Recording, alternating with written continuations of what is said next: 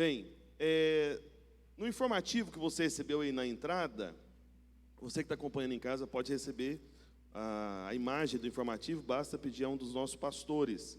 Então, tem uma série de orientações aqui a respeito do jejum, né? Então, começando aí, está escrito para você se inscrever, amém?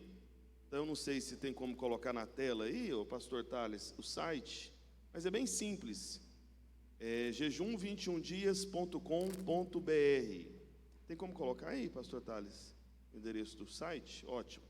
Então, você que está aqui presente aqui conosco, é muito importante que você se inscreva também. Sei que você pode falar, pastor, por que eu tenho que me inscrever? Veja, primeiro, é de graça, tá bom? Você não vai pagar nada por isso, amém? Bem, em segundo lugar, é porque esse site, ele vai te colocar em um grupo do WhatsApp, que você vai ficar lá durante o jejum, se você quiser, claro, amém? Mas, qual que é o benefício de você estar nesse grupo do WhatsApp? É para você ser informado, né, de tudo aquilo que está acontecendo no jejum. Nós estamos fazendo um jejum, né, em paralelo com a nossa igreja de Goiânia, né? Várias igrejas têm feito isso ao redor do Brasil, é o que nós estamos fazendo também ultimamente. Então você vai ser avisado das reuniões, das ministrações.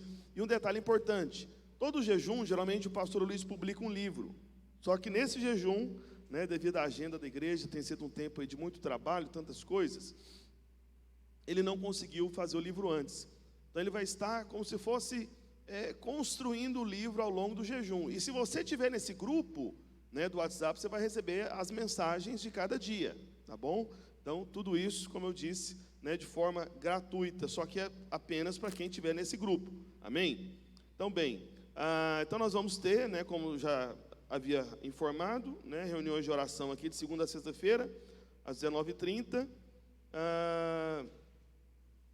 e aqui está informado uma vigília, só que essa vigília que a gente vai fazer, na verdade, é uma última, né? Essa aqui a gente não vai fazer, não. É porque está marcado, irmãos, uma vigília lá em Goiânia. A gente não vai fazer, não. E aqui também está o culto, o horário dos cultos de Goiânia também. Está tudo de Goiânia aqui. Então tem duas informações erradas aqui, né? Bem, eu sei que tem uma vigília nesse mês. Que dia que é? 20 alguma coisa, não é? Cadê? Eu tinha compartilhado aqui a agenda recentemente. 20 quanto? 21? Isso. É a última sexta do jejum, não é isso? Pronto. Então no dia 21, nós já tínhamos uma vigília planejada, que normalmente é feita pelos jovens, amém? Então, geralmente é na última sexta-feira do mês, não é isso, pastor Rafael? Terceira? É a terceira sexta do mês, ótimo, terceira sexta do mês. Só que o que acontece? Nós estamos em jejum, a igreja toda, né? Então decidi mudar, né, essa vigília, né, para não ser só dos jovens, para ser toda a igreja, amém?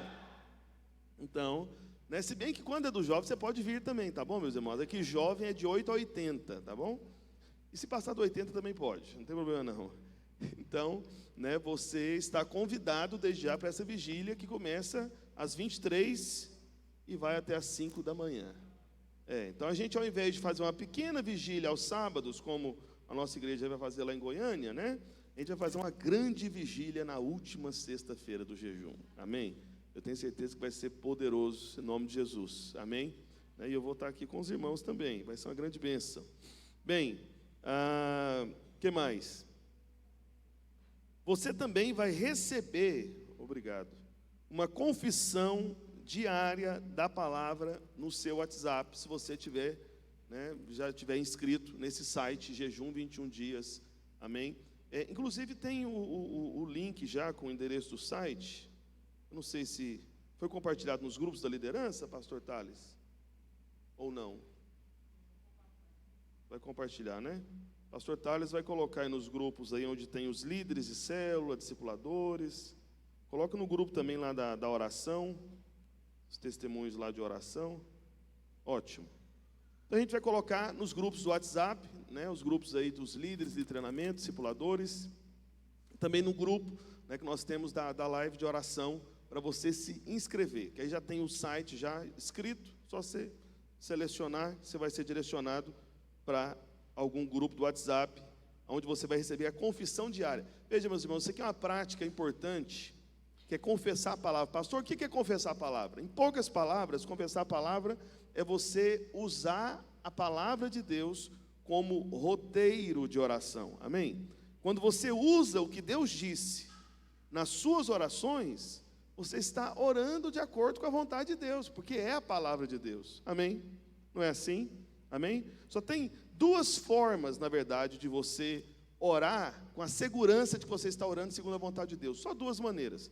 Uma é essa que eu acabei de falar, e a segunda forma é a sua oração em línguas. Quando você ora em línguas, né, você está orando, né, pelo Espírito Santo, através do Espírito Santo, amém? Por meio do Espírito Santo, unido ao Espírito Santo, amém? Por isso que isso é um dom tão comum, porque é um dom para todo o corpo de Cristo, amém? Né? Os outros dons não são para todo o corpo de Cristo, né? Paulo falou que orava mais línguas do que todos. Então, nesse tempo do jejum, é um tempo também até para você restaurar algumas disciplinas, né? Então, talvez você perdeu essa disciplina de todo dia ter um tempo orando em línguas, entendeu?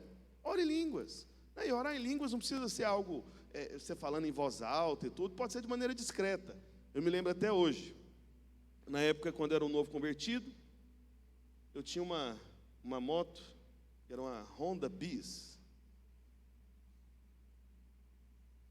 Eu não esqueço da música da propaganda. Honda Bis, com tudo ela combina, só não combina com posto de gasolina, porque ela prometia ser muito econômica.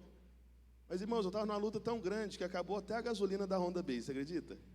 Aí o negócio não é brincadeira, não. Você tem um negócio econômico que quase não gasta e não tem o dinheiro para pôr no negócio econômico. Pois é, que fase, né? Já passei por isso já. Muitas lutas, né? E eu era um novo convertido. Eu lembro que foi um tempo de muita angústia, né? E a minha conversão, antes do Senhor Jesus me salvar, eu estava vivendo uma vida muito boa, né? Só relacionava com gente muito rica, cheia de dinheiro, usava roupa de marca. Aí parece que foi virar crente, aí veio uma quebradeira, assim, uma luta. Eu falei, meu Deus do céu, mas não é possível, estou entendendo, né? Eu estou no caminho do Senhor, a coisa parece que piorou por um instante. Mas o Senhor tem os seus caminhos, né? Para nos quebrantar e para quebrantar bem mesmo. E aí eu me lembro que aí, vez ou outra, eu tinha que andar de ônibus. Eu tinha uma raiva de andar de ônibus, irmãos. Eu não sei quanto a você, né? Se você anda de ônibus ainda, o Senhor tem misericórdia de você, tire você do ônibus, amém? Te dê um carro, pode ser uma moto, mas além de te dar, vai te dar o combustível também, amém, irmão? Não é possível, Deus que dá o carro não vai dar o combustível? Claro que vai dar. Sei que às vezes parece que não, mas vai dar, amém? Então, aí eu andava de ônibus com muita raiva, eu com raiva mesmo, com muita raiva, e às vezes o ônibus lotado, e todos aqueles odores misturados, de todo tipo de perfume e do contrário de perfume, você sabe o que é, né? Bem, era horrível. Aí eu me lembro, aí eu já tinha nascido de novo, já tinha sido batizado do Espírito Santo. Aí um dia eu tive uma ideia não, o Espírito Santo que me inspirou, né? A gente fala que a gente tem ideia. Tem um monte de coisa na sua cabeça que você acha que é você, não é você não, viu? Amém? Né? Você não tem glória nenhuma nessa história. Toda boa ideia, você pode ter certeza, irmão, foi o Espírito Santo que o soprou, amém? Não tenha dúvida. Só que a gente costuma dizer, eu tive uma ideia, tá, eu sei quem falou através de você e dentro de você. Né? Quando você tem uma boa ideia e aquilo te favorece, te abençoa, te faz prosperar, é o Espírito Santo, não tem nada a ver com você, amém? Mas, aí, qual que foi a minha ideia? Foi o seguinte, já sei, toda vez que eu entrar no ônibus, eu vou orar em línguas. Eu quero ver se essa raiva não passa, esse levante do maligno contra mim não passa. Aí eu estava lá no ônibus, aí quando começava a vir aquela raiva, eu falava, não, orar em línguas, vou orar em línguas. Aí eu baixava a cabeça assim,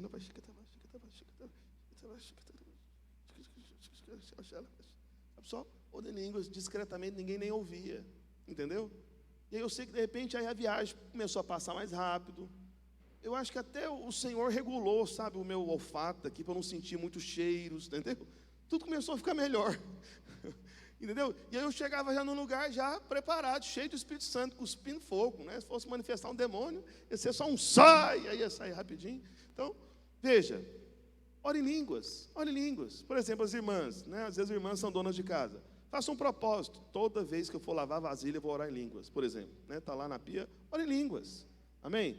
Você que dirige carro, ou moto, ou bicicleta, tem um atleta aqui de bicicleta aqui, aleluia, que vem longe, isso aqui é ciclista mesmo, né? Então, ore em línguas também, entendeu? Quando você está dirigindo lá, está lá no trânsito, ao invés de reclamar do trânsito, fica parado no trânsito, trancado no trânsito, aproveita para orar em línguas. Eu faço esse propósito: Senhor, quando eu colocar a mão no volante, vou orar em línguas. Entendeu o que eu quero dizer? Porque é uma oração que vai fluir, amém? E vai edificar você, e você por completo, amém? Bem, deixa eu prosseguir aqui, que eu estou começando a pregar outra coisa já, né? Outra coisa, irmãos, estão lembrando, né? Escreva os seus alvos pessoais, amém? Escreva. Não sei quantos irmãos se lembram, quando eu comecei uma série de lives, né? Cesta de dinheiro, né? Sobre provisão, prosperidade, né? Nesse tempo aí da pandemia. E sabe uma coisa que eu notei? Que todos esses irmãos que se tornaram muito bem-sucedidos, muito prósperos, é que praticamente todos eles tinham um lugar onde estava escrito os alvos de oração, o propósito deles, sabe? E alguns irmãos, inclusive, tinham até como se fosse um painel, um cartaz. Teve um irmão que falou para mim, né, esse irmão é uma benção, esse irmão é lá de Londrina, no Paraná. Falando em Londrina, provavelmente vai vir um irmão lá de Londrina para cá. Fiquei sabendo, né, uma família aí, Deus abençoe, amém? Pastor Eric me ligou, o pastor Eric, ele caminhou comigo lá em Goiânia uma época. E aí esse irmão lá de Londrina, ele falou para mim, foi: pastor, tem uma época que eu falei para minha esposa, porque ele trabalhava em casa, tinha uma estrutura, trabalha, né, ainda, acho que com prótese dentária, se eu não me engano. Aí ele tinha como é que é o nome disso? É estúdio? O que é? Não, né? Laboratório, isso. O pastor Rafael é empresário aqui, viu, gente? Ele trabalha com isso também. E aí, teve um momento que esse irmão, dirigido pelo Espírito Santo, teve uma ideia, né? Mas foi o Espírito Santo, né? Ele pegou uma cartolina e escreveu onde ele queria chegar financeiramente, bem grande assim, como que ele queria prosperar, e pregou lá no laboratório dele, de tal maneira que toda vez que ele entrava lá para trabalhar, havia lá escrito assim, aquele monte de dinheiro lá que queria ganhar, aquele salário que ele queria ter, aquela renda, né, que ele iria prosperar para adquirir. Então assim, escrito grande, amém? Para não esquecer. Então, é muito importante isso, sabe, irmãos, esses memoriais, amém? Então escreva, né, para você se lembrar, para você usar isso como uma direção para a sua oração. E por último, né, como a gente já informou os irmãos, não deixar de orar pela salvação, especialmente familiares de amigos seus também, tá bom? Então esse é um tempo de oração, vai ser uma grande bênção em nome de Jesus, vai ser um momento intenso, amém? Lembrando que você pode vir em um dos dois horários da oração, ou 6 horas da manhã, ou 19h30 de segunda a sábado, 6 horas da manhã de segunda a sexta, tá bom? Sábado de manhã não tem. Ok? Bem, eu acho que eu falei tudo que eu deveria falar, que eu precisava de falar. Só reforçando também, né, para os irmãos que forem chegando. Então, as células vão acontecer todas aqui no prédio da igreja, tá bom? Durante essas 3 semanas do jejum, ok? Então, a célula vai acontecer aqui. Então, os irmãos devem vir para cá e participar, pelo menos no momento da oração, que é a primeira hora dessa reunião, de segunda a sexta-feira, às 19h30. Amém? Bem, irmãos, eu quero compartilhar com você uma verdade muito importante, e essa palavra que eu vou pregar é justamente a palavra que o pastor está pregando agora, tá bom? Então eu vou seguir exatamente a sequência, o roteiro, a palavra que ele vai estar pregando agora lá em Goiânia, que geralmente ele prega, aí depois eu ouço, aí depois eu trago para cá, né? Mas só que hoje vai ser diferente para a gente seguir realmente na sequência.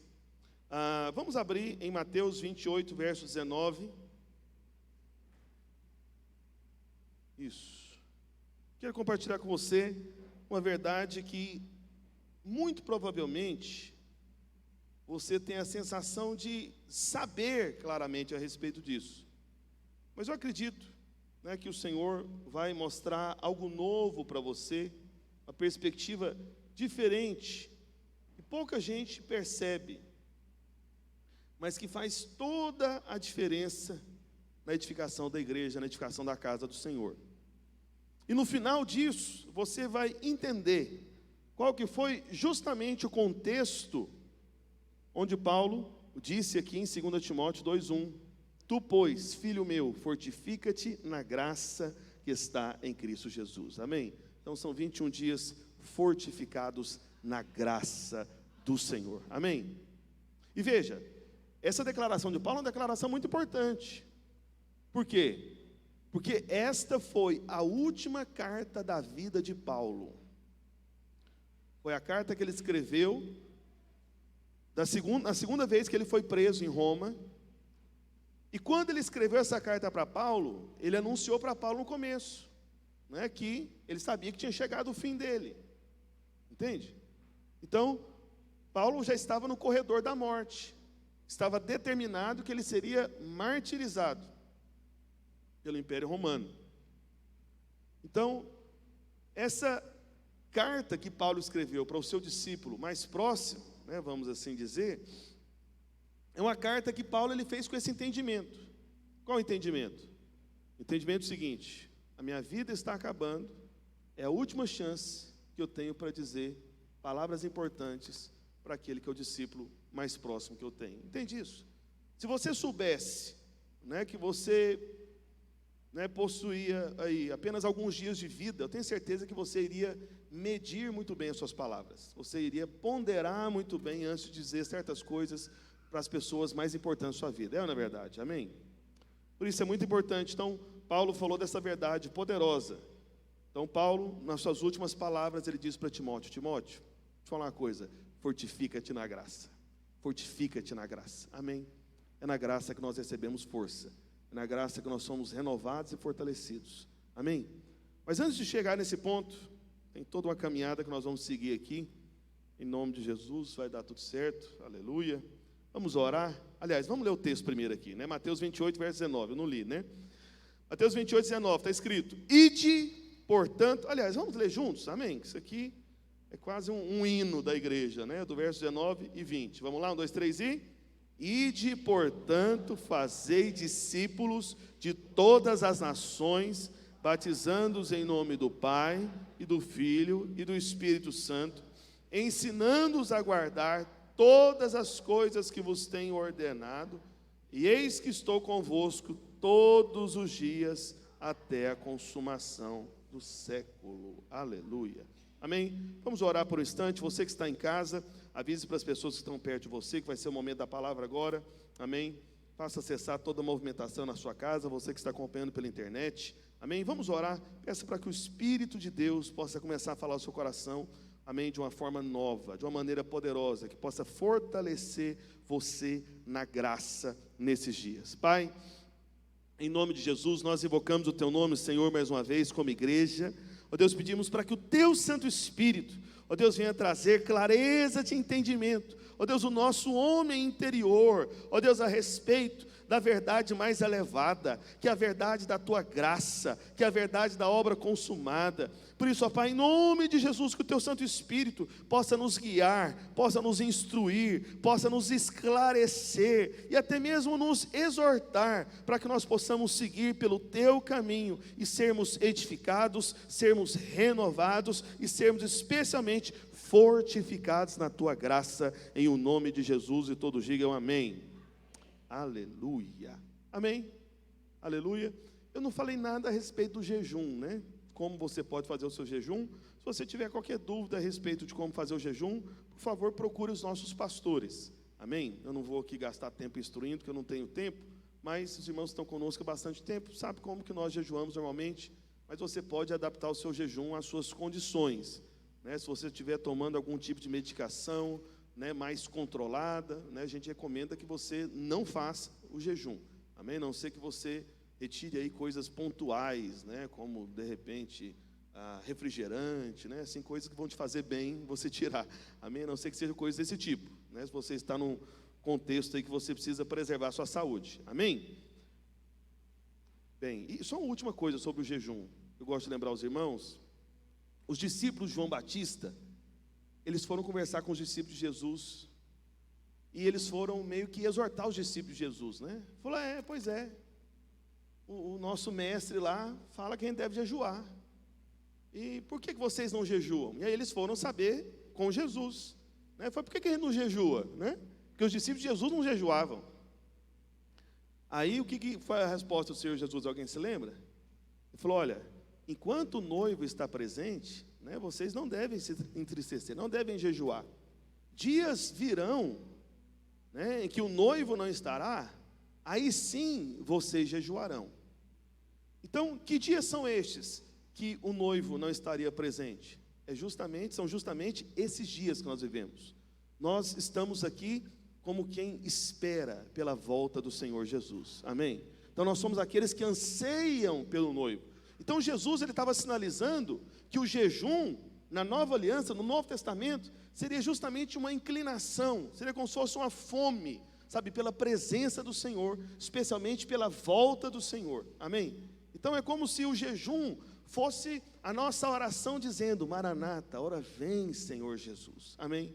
Então todo crente, sabe, na nova aliança, que anseia pelo noivo, que entendeu que o noivo, sabe, ele está às portas, ele está a caminho e está esperando o noivo, ele vai jejuar, amém? Porque eu não sei quanto a você, se você já aconteceu, né, em alguma época da sua vida, de você ter uma paixão, né, tão intensa por alguém, que parece que você até perdeu a fome, perdeu a vontade de comer. Pelo menos já ouviu histórias desse tipo? Já ou não já? Tem essas histórias, não tem? Pois é, a menina lá não come nada, por quê? Está apaixonada, perdeu a fome a menina. Meu Deus do céu, pois é. Então o jejum é para ser justamente isso, é você perder a fome pelo noivo, amém? Por amor ao noivo, amém? Amém. Aleluia. Bem, mas vamos agora para a palavra. Irmãos, aqui nesse texto bastante conhecido que nós lemos, que é chamado de a grande comissão, né? Então Jesus, ele disse: ide, portanto, fazeis discípulos de todas as nações. Então a ordem do Senhor aqui, em outras palavras, na verdade, é como se Jesus dissesse para nós fazermos alunos de todas as nações. Como assim alunos de todas as nações? É porque essa palavra discípulo, ela vem do grego matetés, que significa literalmente isso: aluno, aluno, aluno. Então o que Jesus está falando em outras palavras era isso: façam alunos, estudantes ou aprendizes, né, de todas as nações. E isso tem tanto a ver com o contexto, porque quando você vai para o verso 20, olha o que ele diz: ensinando-os a guardar todas as coisas que você tem ordenado. Ou seja, a prática da grande comissão é ensino, ensinamento, instrução, entende? É um ensino. Então você ensina é para alunos, você ensina é para estudantes, entendeu isso? Porque a questão é a mensagem que está sendo ensinada. Bem, e no hebraico, né, a palavra discípulo, né, eu estou falando do grego, porque o Novo Testamento foi escrito no grego, mas no hebraico, a palavra discípulo é talmid, né, que vem de outra palavra hebraica, limud. E discípulo, tanto no grego quanto no hebraico, não é nada mais, nada menos do que aluno ou aprendiz. Somente isso. Só que o problema, que é uma questão que o pastor Luiz coloca aqui, é que a palavra discípulo e os programas de discipulado, eles acabaram se tornando algo que faz você ter a sensação de ser colocado numa posição superior dentre os demais cristãos. Entendeu isso? Então, como assim? Veja, na prática, né? Então, às vezes alguém pode falar: pastor, porque eu sou discípulo, né, eu sou uma pessoa mais comprometida, então eu estou na posição mais elevada daqueles irmãos que só são membros da igreja, não são discípulos de fato. Então, esse contexto da palavra discipulado ou discípulo acabou se tornando, no meio cristão evangélico, no meio da igreja, acabou se tornando uma desculpa para nós darmos lugar para a nossa justiça própria até, para aquele sentimento de orgulho da fé, entende? E aí a coisa até se torna contraditória, porque o suposto discípulo se acha na categoria superior, e aí como ele se vangloria disso, fala: não, eu sou discípulo, estou na categoria superior, ele justamente está indo para baixo, entende? Ele está, na verdade, até se rebaixando, porque através da justiça própria, através do orgulho, irmãos, nós decaímos da graça, nós perdemos a posição do favor. Acontece justamente o inverso. A pessoa quer se autopromover, mas na verdade ela está se se autodestruindo, em outras palavras, na fé, entende? Então nós temos que tomar cuidado com essa questão, e eu vou falar coisas aqui que talvez vai parecer estranho no primeiro momento, mas fica até o final que você vai entender com certeza. Porque o discípulo, na verdade, nada mais é do que ser um aprendiz, um estudante da graça de Deus. Entendeu isso? Então, você é um estudante da graça de Deus, um aprendiz da graça de Deus. Agora entenda, nós não somos contra a palavra discípulo. Não somos contra o conceito de aprender, claro que não. Até porque se você for observar, tudo que nós fazemos na vida da igreja é para incentivar você a aprender e continuar aprendendo. Tudo está voltado para esse rumo, para esse caminho, não tenha dúvida. Então nós somos estudantes da nova aliança, ao longo de toda a nossa vida. A gente vai aprendendo, descobrindo, redescobrindo, sendo renovados nesse ensino, nesse entendimento. Só que o que acontece é que muitos pegam a palavra discípulo e dizem o seguinte, ouça com atenção, porque essa é a grande diferença. Diz o seguinte: não, discípulo é aquela pessoa comprometida. Tem um custo para o discípulo, tem um preço para o discípulo. Agora, cristão não tem preço. Cristão não tem compromisso. Cristão, em outras palavras, é coisa inferior, é coisa mais de uma categoria mais baixa, entende? Então ficam categorizando, especialmente usando a palavra discípulo. Então, estão dizendo, ser cristão é um nível básico, mas se você é discípulo, você está num nível elevado, dizem eles. Só que, veja, meus irmãos, se você for observar nos evangelhos, Jesus tinha discípulos. Gamaliel, que foi um rabino muito famoso em Jerusalém, inclusive Paulo andou com ele, né, aprendeu aos pés de Gamaliel, né, Paulo disse, era um rabino muito famoso, tinha discípulos. Os fariseus tinham discípulos. João Batista, né, que foi o que preparou o caminho para o Senhor, tinha discípulos, amém? Então, de fato, até hoje em Israel, os rabinos têm discípulos. Então não se esqueça, discípulo significa ser seguidor, né? Na verdade, especialmente nesse contexto aqui, de um certo rabino, de um certo mestre, por causa de determinado ensino. Então, todos nós somos discípulos, estritamente falando. Todos nós somos, todos nós somos, por estar seguindo um ensino, uma doutrina. Só que a ideia, ouça com atenção, a ideia de que ser cristão não basta, mas que você deve ser discípulo, se quiser se tornar um cristão melhor, se tornar um cristão mais santo, se tornar um cristão de uma categoria superior, essa ideia, na verdade, é uma regressão, é um retrocesso, por incrível que pareça. Entende? Eu acredito que você nunca ouviu isso, por isso que eu vou dizer de novo, que talvez fique confuso. Então, a ideia de que ser cristão é inferior a ser discípulo, isso é um retrocesso. E você vai entender isso hoje, entendeu? A palavra do Senhor. Porque qual que é a verdade? Todos nós somos uma nova criação. Amém? Eu sei que você fala, não, pastor, na Bíblia está escrito nós somos nova criatura. Pois é, mas essa não é uma tradução muito boa. O que o texto quer dizer no original é justamente isso. Nós somos nova criação. Você faz parte de uma criação nova. Deus, o Criador, teve várias criações. Teve um período que Ele criou os anjos, que Ele criou lá os 4 seres viventes. Num outro período, provavelmente o período mais antigo, provavelmente a primeira das criações de Deus, foram os 24 anciãos. Né? Alguns estudiosos da palavra afirmam isso, que eles são como se fosse um tipo de grupo de governo do universo, aqueles 24 anciãos.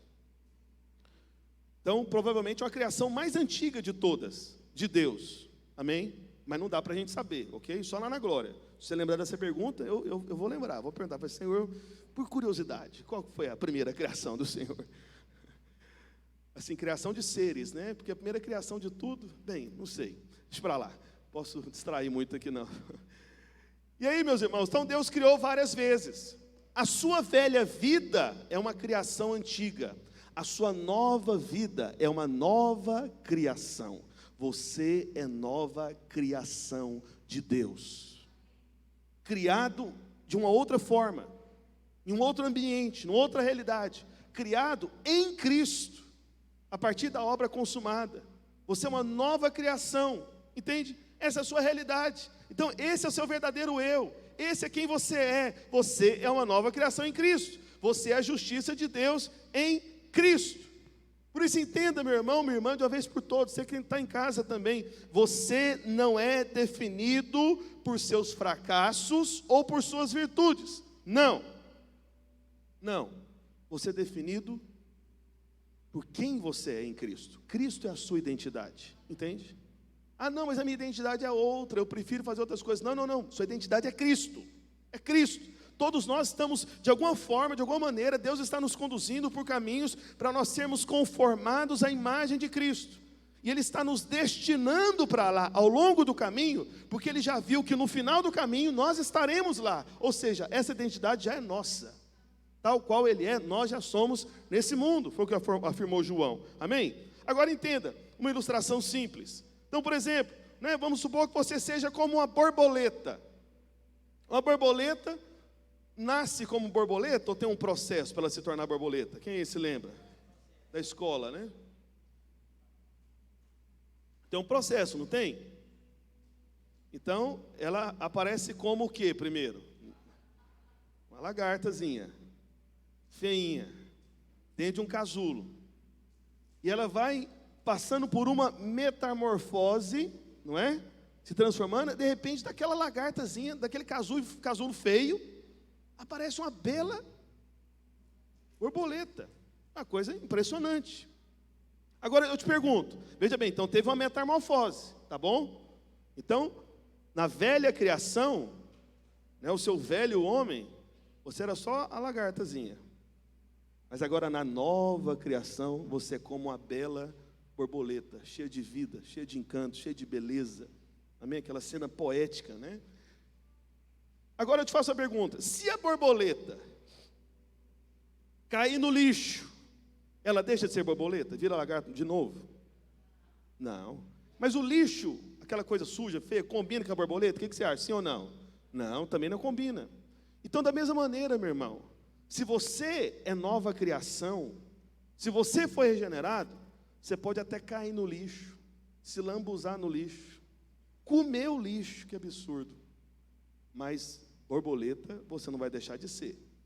Você apenas está numa fase onde você está fazendo coisas que não combinam mais com você, que não tem nada mais a ver com a sua natureza. Quem está me entendendo, diga amém. Ilustração muito simples. Por isso, veja, você tem que ser, você é aquilo que Cristo é. Amém? Cristo é a sua identidade.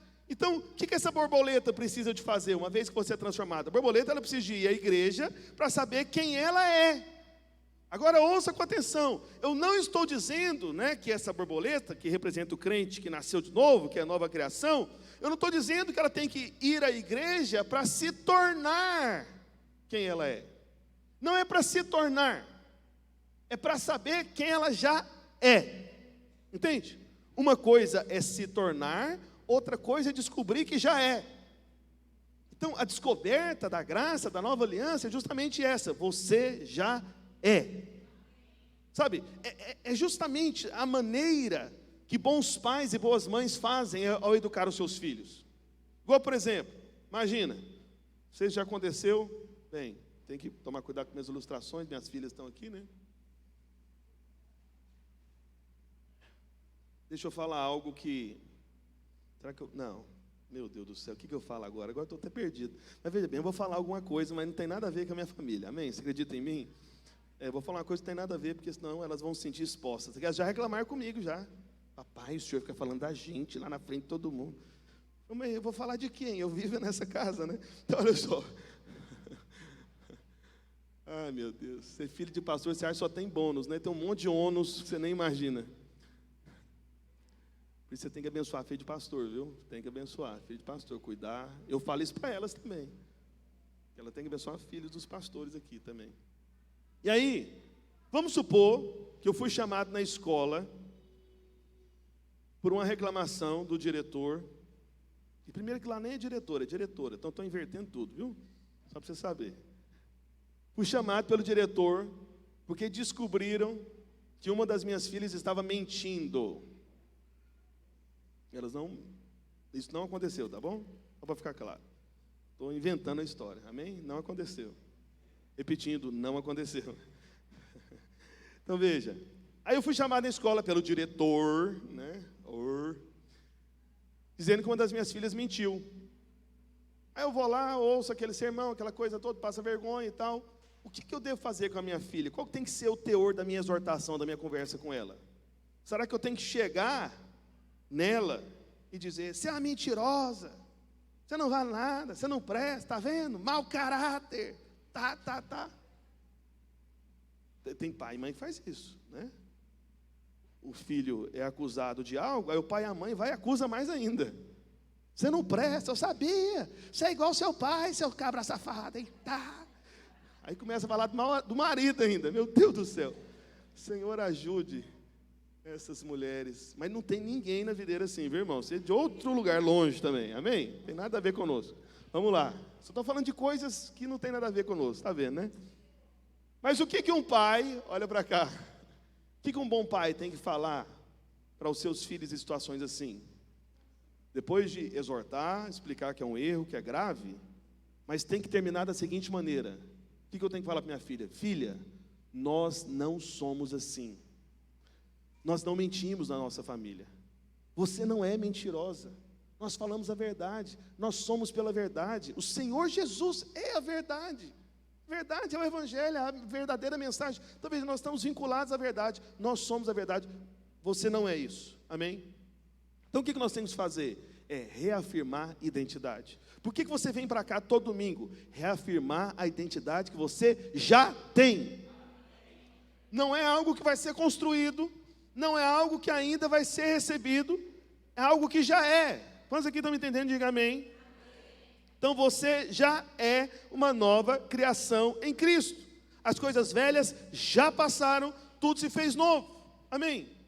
Eu sei que você pode falar, pastor, mas tantas coisas acontecem comigo, né? Às vezes eu tenho uma situação de fracasso, um problema, uma queda, tantas coisas que acontecem, de repente um hábito pecaminoso, né? Uma sensação de um sentimento depressivo, muita tristeza. Olha, meu irmão, seja o que for dessas coisas que eu estou dizendo, desses problemas, isso é porque você não percebeu quem realmente você é. Uma questão de identidade. Sabe, quase que a totalidade, vamos dizer a totalidade, porque tem algumas questões que são realmente guerras espirituais, são levantes do maligno. Mas, irmãos, a maior parte dos problemas que nós enfrentamos é um problema de identidade. Quem nós já somos em Cristo.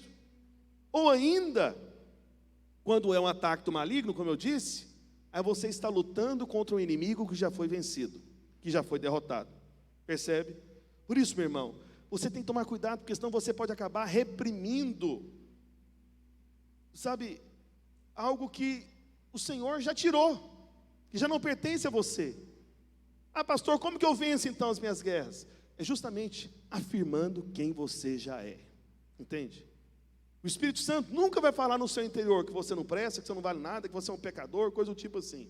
Não.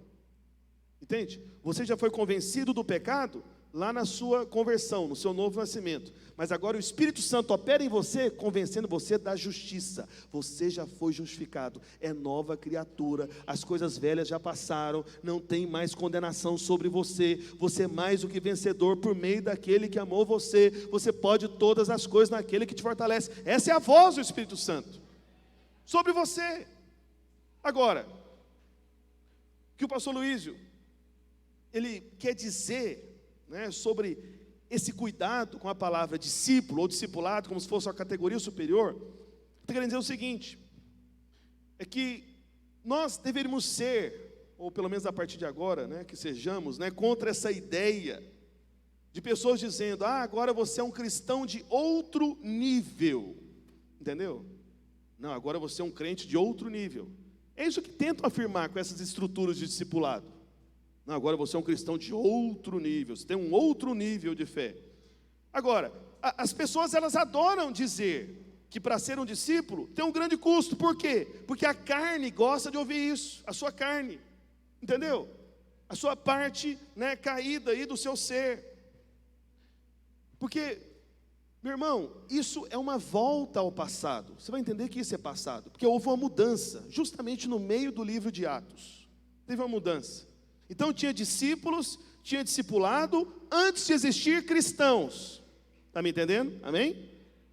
Tinha discípulos, tinha discipulado, antes de começar a fé cristã. O que eu estou querendo dizer com isso? No Antigo Testamento sempre teve, ouça com atenção, no Antigo Testamento, na Antiga Aliança, sempre teve discípulo e discipulado. Discípulo e discipulado. Na Antiga Aliança, Antigo Testamento. Tinha discípulo e discipulado. Então, os discípulos de Jesus, eles eram discípulos muito antes de se tornarem cristãos. Antes, veja, porque os discípulos de Jesus, eles nasceram no meio do caminho da caminhada, né? Na verdade, mais até para o final da caminhada, que eles foram nascer de novo, quando o Senhor sopra sobre eles o Espírito Santo, lembra disso? Então, até então, eles eram tudo velho homem, entende? Então, olha que coisa estranha no primeiro momento, por isso você tem que processar essa informação, que coisa estranha. Então, antes dos discípulos de Jesus se tornarem cristãos ou crentes, eles já eram discípulos. Então é possível ser discípulo sem ter nascido de novo? Isso que eu estou falando, olha que coisa estranha. E tem gente que pensa que ser discípulo é algo superior, mas a pessoa pode ser discípulo até na Antiga Aliança, até sem nascer de novo, até sem ser nova criatura, porque esse foi o caso dos discípulos. Por isso, em todas, ouça com bastante atenção o que eu vou dizer, você pode pesquisar na sua Bíblia, tá bom? Pode pesquisar, hoje em dia é fácil fazer esse tipo de pesquisa. Em todas as epístolas de Paulo, Pedro, Tiago e João, amém? Paulo, Pedro, Tiago e João, né, são os 4 autores aí principais, tá bom? Então nós estamos falando de livros, né, de Romanos em diante, tá? Que é a maior parte da Bíblia. Em todas as cartas de Paulo, todas as cartas de Pedro, todas as cartas de João, que são muitas também, e na carta de Tiago, em todas as cartas que vêm ali depois de Atos, sabe o que acontece? Você não encontra uma única menção da palavra discípulo. A Bíblia para de falar discípulo. Entendeu isso? Para. Simplesmente não tem. Paulo não chama ninguém de discípulo. Entende? Não se tem citação de discípulo. Agora a pergunta é, pastor, peraí, então significa que a gente parou de aprender, já que ser discípulo é aprender? Não, a gente não parou de aprender. Alguém pode dizer amém? Amém. Mas a pergunta é, por que o Espírito Santo escolheu não usar mais a palavra discípulo ou parar de usar a palavra discípulo? Por quê? Porque ele sabe que a nossa tendência é colocar esse tipo de ideia errada sobre ser um estudante. Qual a ideia errada? Essa ideia de que agora eu estou numa categoria superior. Entendeu? De quem que você é discípulo? Você é discípulo do João? Pois bem, eu sou discípulo de Roberto Coelho. Conhece ele? Você percebe, irmãos? Irmãos, isso é queda. Isso é regressão, isso é voltar ao passado, isso é antiga aliança, isso é obra da carne, isso retira você do favor, isso é decair da graça, entende? Essas comparações, Paulo teve que combater isso, lá em 1 Coríntios, só que Paulo combateu sem usar a palavra discípulo. Alguns dizem, eu sou de Apolo, outros falam, eu sou de Paulo, outros falam, eu sou de Cefas, outros ainda falam, não, eu sou de Cristo, né? Esses com certeza eram os mais orgulhosos, né? Esse era com certeza, a pior categoria era desses que falavam que era de Cristo, porque eles queriam ser os maiores ainda. Você é de Paulo? Eu sou de Cristo. E aí, Cristo ou Paulo é maior? Entendeu? Orgulho, justiça própria. Só que Paulo teve o cuidado, orientado pelo Espírito Santo com certeza, de nem usar a palavra discípulo, mas ali era um contexto desse, porque o Espírito Santo, a partir de precisamente Atos capítulo 11, parou de falar a palavra discípulo, ou algo relacionado até discipulado, mas a palavra discípulo foi eliminada, justamente, entende? Alguns ensinam que o discípulo é aquele que tem mais fome. Mas veja bem, meus irmãos, a gente não precisa ensinar alguém a ter fome. Ele fala, não, o discípulo é aquele que aprendeu a ter mais fome. A gente precisa ensinar as pessoas a terem fome. Meu irmão, vejam, isso não parece absurdo, mas eu vou te mostrar como que é absurdo. Então a gente tem alguns bebês aqui, né? Da Tainá, da Cindy ali com o William, pastor Thales ali, tá acordado aí, irmão? É porque pai de criança nova não dorme, né? Às vezes tem dificuldade, né, William? Opa, o William está de óculos, olha, eu gostei, hein, irmão. É parecido comigo, eu acho que vou até voltar a deixar a barba agora, para ficar parecido com você. Ficar mais, né, parecer que eu sou mais atleta, assim. Mas, enfim, gostei do óculos. Agora, olha só, meus irmãos. Os irmãos que têm bebê aqui, quem já teve já, não tenha dúvida. Imagina. A gente vai e fala para o bebê, acabou de nascer. Fala, olha, a partir de agora, Júlia, né? Ótimo. Então já pensou o Thales falando para a Júlia, filha dele, recém-nascida. A partir de agora, você que nasceu nesta família, na família Ted, Assis, Júlia, você precisa aprender a ter fome. Ela está olhando para mim aqui. Já pensou? Irmãos, faz sentido você exigir de um bebê ter fome, ou falar para ele aprender a ter fome, ou querer ensinar o bebê a ter fome? Faz sentido, sim ou não? Não. Por que não faz sentido? Meu irmão, confia em mim. Os bebês vão deixar você saber, em qualquer hora do dia e da noite, que eles estão com fome. Você não vai precisar de ensinar. Entendeu o que eu quero dizer? Então, essa preocupação que a gente tem de querer ensinar coisas tão elementares, sabe? Para o crente, meu irmão, se ele nasceu de novo, se é cristão, se é nova criação, ele vai ter isso. Ele vai ter fome, ele vai ter sede. Entende? Amém? Então, esse é o ponto. Então, como eu disse, em Atos 11, vamos lá para o verso 25. Atos 11, 25.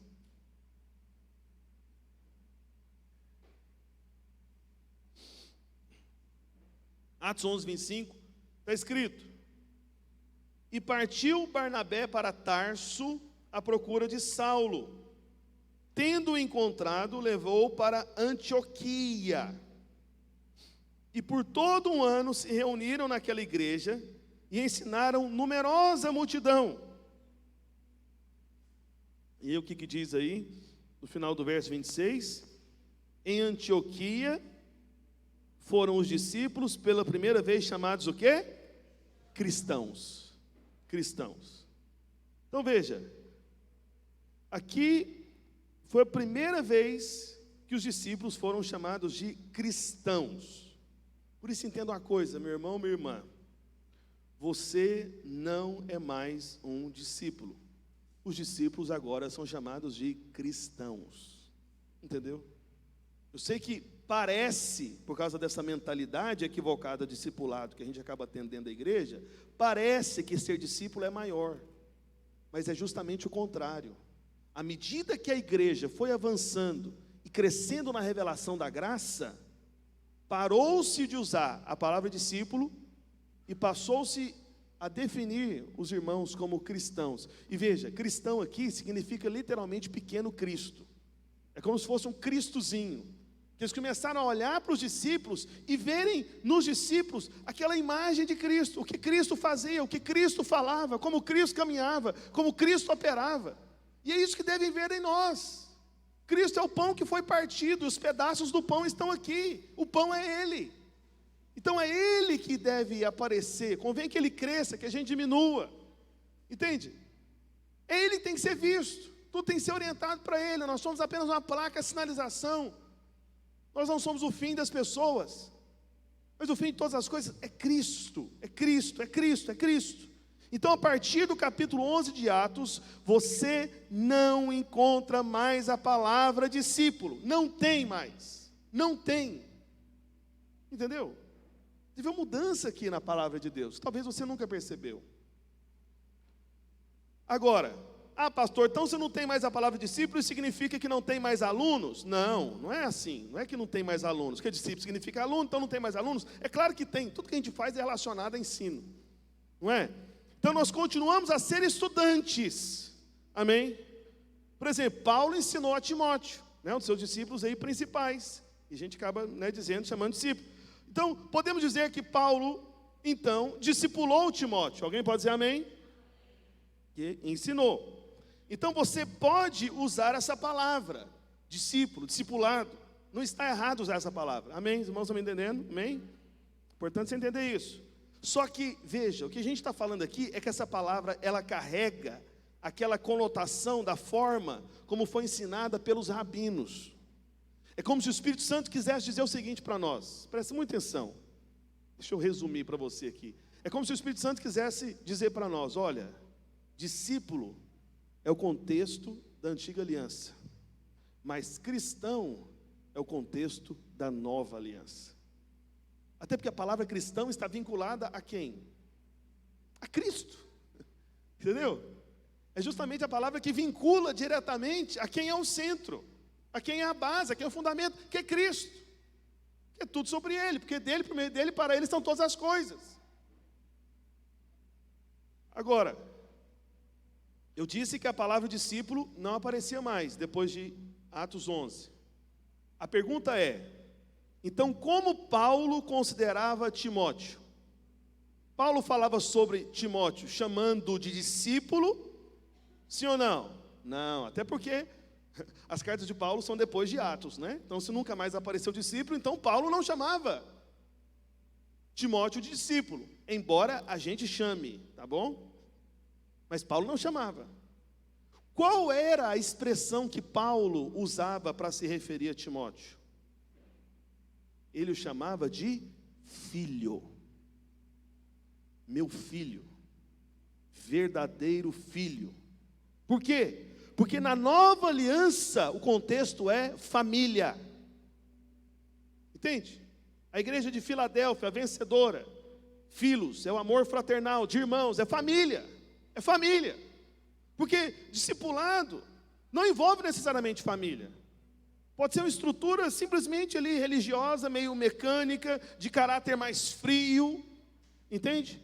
Contexto da lei, antiga aliança. Mas a nova aliança, você é cristão, porque se refere a Cristo. Mas se você caminha com alguém, aprende através de alguém, você é como um filho na fé dessa pessoa. Porque é família, é um contexto mais íntimo, é um outro tipo de relação. Então, o foco está na filiação. Por isso que Paulo falou, por exemplo, 1 Timóteo capítulo 1, verso 1. Coloca aí, 1 Timóteo 1, 1. Queria chamar o irmão para o teclado aqui, por favor. Vai parecer que está acabando, amém? Vamos lá, 1 Timóteo 1, 1, está escrito. A Timóteo, como é que Paulo diz? É o verso 2, né? Eu falei 1, é o verso 2, desculpe. A Timóteo, verdadeiro filho na fé. Verdadeiro filho na fé. Ele escreveu a Timóteo. Aí não fala verdadeiro discípulo. Ele fala verdadeiro filho na fé. Amém? Não, meu discípulo. Por isso entenda, discípulo é menor. Filho é maior, mais elevado. Só que a gente inverteu isso. Regredimos ao discipulado. O espírito de filiação ficou em segundo plano, como se não fosse importante. Então, aqueles mais religiosos gostam de dizer o quê? Fala o seguinte, não, vocês são apenas cristãos, são filhos de Deus, mas eu sou mais do que um filho, eu sou um discípulo. Mas é um equívoco, é um erro pensar dessa forma. Isso não é verdade. O fato é que estão regredindo, e se não tiverem cuidado, vão pegar o espírito de discipulado e vai perder o espírito de filiação. Porque o espírito discipulado, ele é mais vinculado a fazer. Agora o espírito de filiação é mais vinculado a ser. É o que você é. Você é filho de Deus, nova criatura. E também filho na fé de alguém que te ensina o evangelho, a graça. Entende? Isso tem a ver com o seu ser, com a sua realidade. Então filiação é maior. O maior veio depois da ressurreição. O mais elevado veio depois da ressurreição. Então, lá no capítulo 2 de 2 Timóteo, verso 1, agora eu acho que é o verso 1. Não, é 2 Timóteo. Isso. Bom que eu não coloquei o versículo aqui, 2 Timóteo 2, 1. Não é esse não. Para Timóteo, meu filho muito amado. Deixa eu ver aqui. Eita.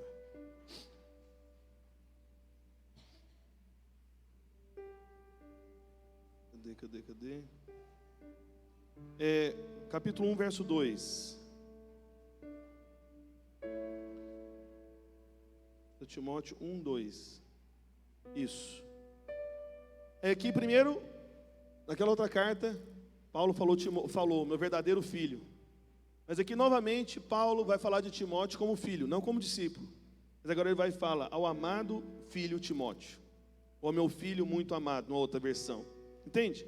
Então veja, você pode ter uma relação de discípulo e mestre, porém, sem ter a relação de família. Entendeu? Sem ter relação de família. Mas a questão é, pastor, peraí, então na igreja o contexto tem que ser de família, sim, até por isso que a gente, né, o cumprimento tradicional do crente qual que é? Pai do Senhor, irmão, Pai do Senhor, irmão, Pai do Senhor, irmão, somos irmãos, família, o contexto é familiar, amém? A ceia é a mesa da família, a mesa dos filhos, não é mesa dos discípulos, é mesa dos filhos, amém? Então veja, aí alguém pode falar, pastor, mas será que nas famílias existe ensino também? As crianças aprendem? Claro, percebe? Então aquilo que é maior envolve o menor.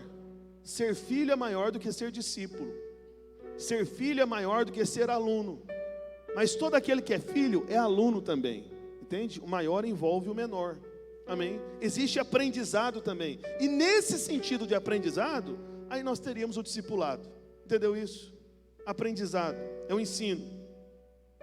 Por isso, não se esqueça, o Espírito Santo, em nenhuma das epístolas, ele escolheu a palavra discípulo. Amém? Nós somos filhos, e por que é mais importante ser filho? Porque a questão, meu irmão, é que filho, ele não precisa necessariamente, sabe, aprender a ser filho. É só ele deixar manifestar essa natureza da realidade de quem ele já é. Ele só precisa se lembrar de quem ele é. Ele não tem que se tornar, ele já é. Então creio que a palavra discípulo não aparece mais nas epístolas, porque foi substituída pela palavra filho, porque a filiação é maior, é mais elevada, amém? Porque você pode ser discípulo, mas não ser família.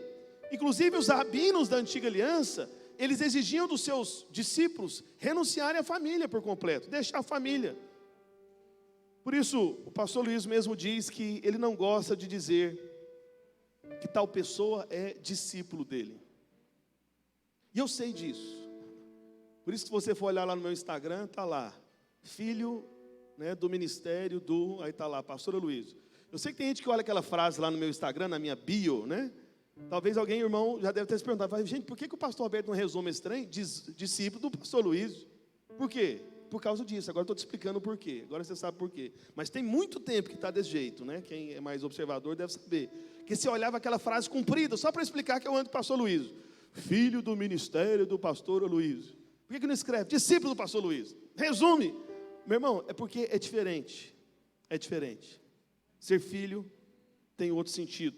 Então o pastor Luiz Mendes, ele diz que ele não se sente confortável. Então, todo filho, é claro que ele vai aprender. Ele vai ser um estudante, amém, da graça. Então, muitos aqui, irmãos, né, gente que está assistindo aí também em casa, você foi salvo, porque de repente você me ouviu ensinando, pregando o evangelho do Senhor Jesus. Depois você continua vindo, porque quer aprender mais e mais sobre a palavra da nova aliança. Ou seja, agora você se tornou um estudante da graça. Entende? É um estudante. Então nós estamos fazendo alunos, né, de todas as nações.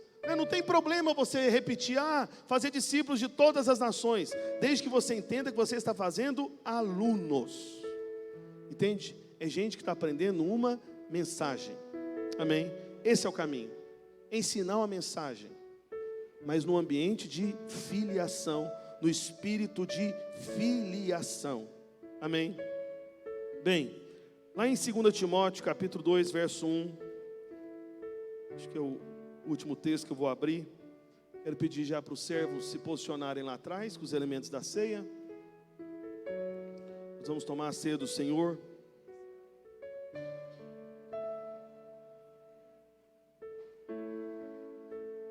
2 Timóteo capítulo 2, verso 1. Aí Paulo, mais uma vez, chamando Timóteo de filho. Ele chama várias vezes, nunca discípulo. Filho sempre, nunca discípulo. Filho sempre.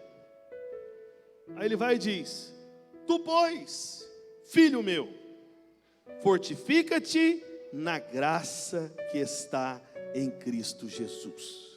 Amém? Fortifica-te na graça. E o que de minha parte ouviste, através de muitas testemunhas, isso mesmo, transmite a homens fiéis e também idôneos para instruir a outros. Pode deixar no verso 1 aí. Isso, ótimo, obrigado. Então veja, aqui em 2 Timóteo 2, Paulo está dizendo, fala: olha meu filho, seja forte na graça. Então o foco está na graça, a força está na graça. O que vai sempre te fortalecer quando você estiver cansado, abatido, desanimado, é a graça de Deus. Eu posso receber o que eu preciso sem merecer, porque Ele já pagou o preço por mim, é de graça. Fortaleça-se na graça. Últimas palavras de Paulo para o seu filho, última carta da vida de Paulo. Então o foco está na graça. Só que aí, depois que Paulo fala para Timóteo ser fortalecido na graça, ele ensina Timóteo a ser um professor, a ser um mentor. Ah não, pastor, Paulo está ensinando Timóteo a fazer discipulado. Ok, você pode chamar isso de discipulado. Mas o que Paulo está ensinando Timóteo a fazer é ser um professor, um mentor de um grupo de pessoas. Porque depois que ele fala, fortifica-te na graça que está em Cristo Jesus, aí no verso 2 diz: e o que de minha parte ouviste, através de muitas testemunhas, o que ele tinha que fazer? Isso mesmo, transmite a homens fiéis e também idôneos para instruir a outros. Amém? Então, Paulo está dizendo em outras palavras, as coisas que você ouviu de mim, entre muitas testemunhas, confie a homens fiéis, que sejam capazes de ensinar a outros também. Então o que Paulo está falando é para Timóteo: Timóteo, veja como você vai se tornar forte sempre na graça. Você se fortalece na graça quando você passa a graça para frente. Você está entendendo? Você se fortalece na graça quando você encontra homens, mulheres, gente fiel do seu lado. Você transmite para eles, e eles vão transmitir para outros, e eles vão transmitir para outros, de tal maneira que será uma cadeia de favor, de bênção, sabe? Uma corrente do bem, né? Como se diz, veja, de gente transmitindo a graça. Então você é forte na graça para transmitir a graça. Você é forte na graça para passar a graça para outras pessoas. Enquanto você passa a graça para outras pessoas, você recebe mais graça. Porque o caminho espiritual é o inverso do natural muitas vezes. Sabia disso? Igual, por exemplo, né? Eu estou aqui com um copo térmico de café. Aí vamos supor que alguém que gosta de café. Acredito que deve ter muita gente que gosta, né? Eu estou aqui tomando meu café. Se eu te der do meu café, eu vou ter menos café ou mais café? Menos, não é? Mas eu não vou dar não, viu, irmãos? Esse negócio de tomar no mesmo bico aqui, esquece isso. Olha para cá, só para fecha parênteses, né? Vai que alguém fala: pastor, eu queria tomar do seu café. Eu falei: irmão, pega uma xícara lá que você vai tomar em outro lugar. Aqui não. Então olha só. Mas se eu te der do meu café, eu vou ficar com mais ou menos? Menos. Mas meu irmão, a promessa do Senhor é que a fonte de água viva no seu interior, ela vai transbordar e vai jorrar mais e mais. Porque no Espírito, quanto mais você dá, mais você tem. Entende? Quanto mais graça você transmite a outras pessoas, mais você vai ter. Acontece o inverso, se multiplica. Quanto mais do meu café eu te dou, menos café eu tenho. Mas quanto mais da graça eu te dou, mais graça eu tenho. É o inverso. Acontece o inverso. É como o princípio da semente, amém? Que é um princípio da nova aliança também. Entende? Então veja, você pode chamar isso de discipulado, essa questão de ficar passando a mensagem. Mas a questão é, ouça com atenção, já estou terminando mesmo. Por que o Espírito Santo não chamou isso de discipulado então, não é não? Por que o Espírito Santo não falou para Paulo dizer: meu discípulo, faça outros discípulos. Não, o Espírito Santo não falou isso, entende? Eu não sei se você se lembra, mas teve um momento que Jesus, ele falou para os discípulos: olha, outras coisas eu vos tenho para falar, mas vocês não conseguem ouvir agora, eu vou falar lá na frente. Eu creio que essa fala do Senhor Jesus para os discípulos estava se referindo à revelação da igreja, que Cristo daria para Paulo. Paulo teve a revelação da igreja. O mensageiro da igreja é Paulo no Novo Testamento, ele que entendeu o caminho da edificação da igreja.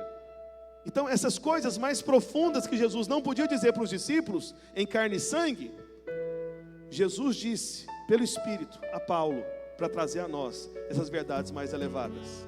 Amém? Que é a verdade da filiação, é o espírito de filiação, é o espírito de família. Então não como a relação mestre-aluno, nós temos que aprender nesse espírito. A filiação é maior e o maior sempre inclui o menor. Amém? Por isso que quando Paulo diz no verso 2, as coisas que já ouviu de mim, né, os ensinamentos, essas coisas você entrega a homens fiéis.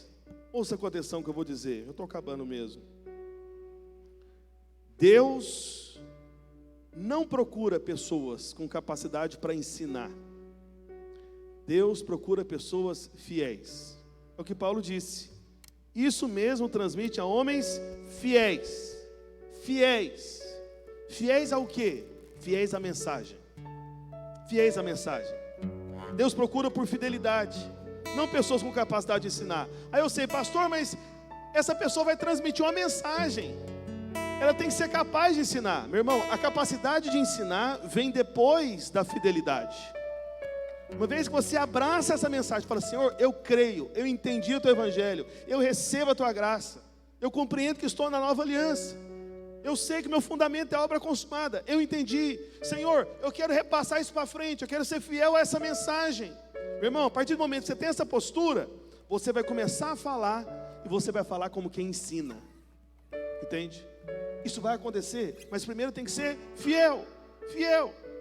Fiel. Entende? Fique em pé, por favor. Eu creio que nós somos fortificados na graça, justamente quando nós entramos nessa linhagem espiritual. Entendeu isso? Essa linhagem. Você aprende da graça, e agora você procura outras pessoas para transmitir essa graça. Amém? É sempre assim. Por isso que é importante, é como eu disse para os irmãos no início, eu creio que esse é um dos caminhos que Deus colocou entre nós na videira, para multiplicar o favor sobre nós, sobre o ministério videira, né? Especialmente sobre a vida do pastor Aloysio.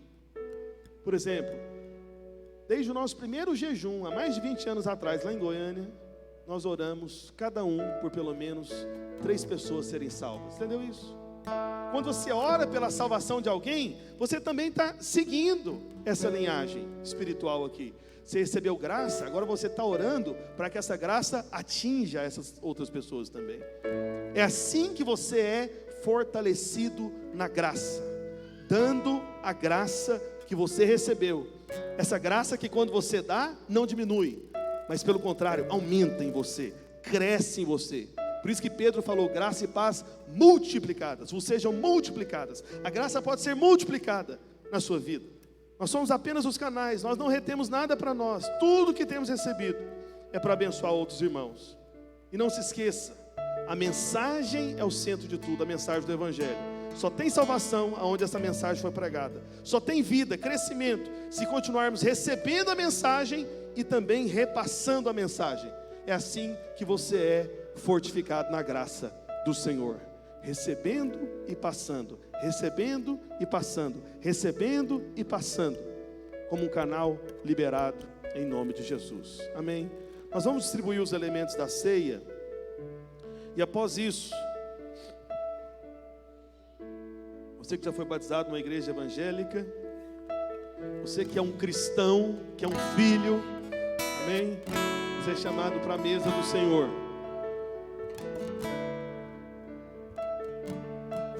Espera todos receberem.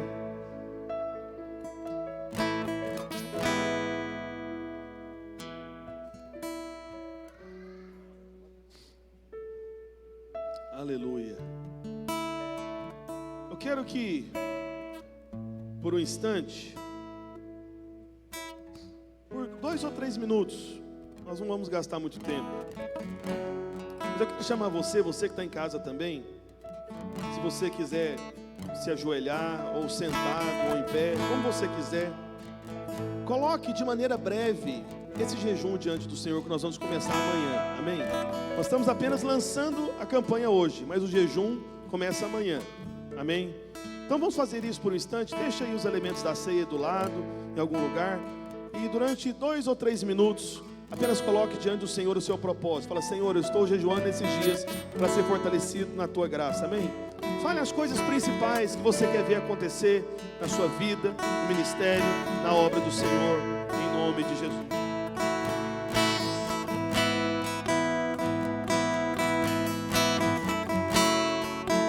Posso até estar aflito, mas nunca derrotado. Eu posso até chorar, eu posso até sofrer, mas o amanhã virá e minha fé será recompensada, pois o meu Deus não falha.